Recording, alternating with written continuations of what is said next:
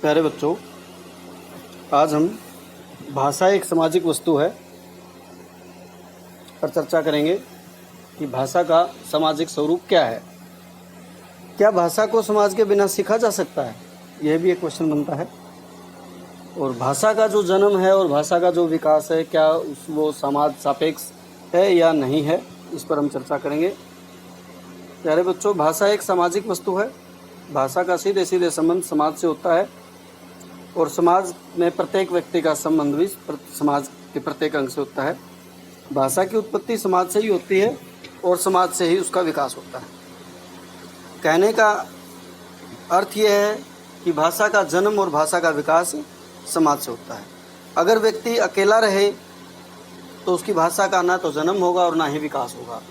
अगर मनुष्य समाज में जाएगा तो उसको वहाँ की भाषा का ज्ञान होगा और उस भाषा में जितने व्यक्तियों का योगदान होगा उससे ही भाषा का विकास होगा। कहने को तो मातृभाषा शब्द का अर्थ बताते हैं माता की भाषा, लेकिन माता भाषा का निर्माण नहीं करती, बल्कि पूर्व पुरुषों से प्राप्त भाषा को अपने बच्चों तक पहुंचाने का कार्य उसी प्रकार करती है जिस प्रकार उसने स्वयं भाषा को अपनी माता से प्राप्त किया था। जैसे हम मातृभाषा के बारे में कहते हैं कि माँ की भाषा का मतलब ये नहीं होता कि माँ ने भाषा का जन्म किया है। इसका मतलब ये होता है कि जो भाषा माँ ने सीखी है अपने पूर्वजों से, वह उस भाषा को अपने बच्चे तक हस्तांतरित कर रही होती है। अतः उसके प्रति ऋण को स्वीकार करते हुए, अपनी कृतज्ञता को स्वीकार करते हुए हम उसके प्रति मातृभाषा का प्रयोग करते हैं। जन्म लेने के बाद शिशु जिस समाज में पोषित होता है, जिस समाज में पला बड़ा होता है, उसी समाज की भाषा को वह सीखता है, अपने देश की नहीं। जो भारतीय आज इंग्लैंड, अमेरिका, ऑस्ट्रेलिया, न्यूजीलैंड जैसे देशों में जाकर बस गए हैं, वे वहीं की भाषा सीख कर बोलते हैं। लगभग यही स्थिति बंगाल में रहने वाले महाराष्ट्रीय परिवार के बच्चों की है और वही उत्तर प्रदेश में रहने वाले कर्नाटक परिवार के बच्चों की कही जा सकती है।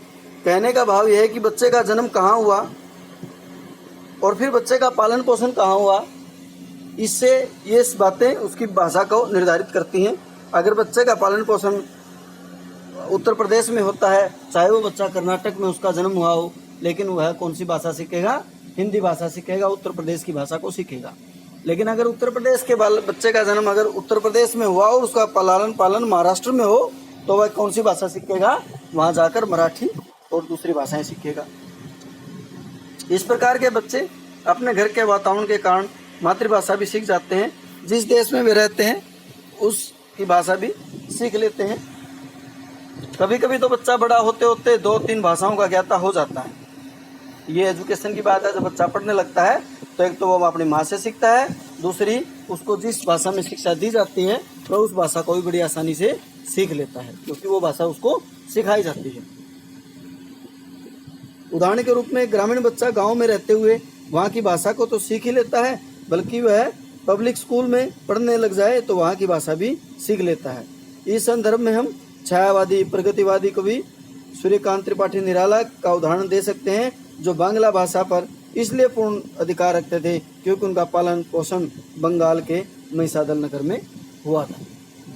प्यारे बच्चों, कहने का अभिप्राय क्या है कि भाषा का जो सामाजिक स्वरूप है वह समाज से निर्धारित होता है। समाज के बिना भाषा की कल्पना नहीं की जा सकती।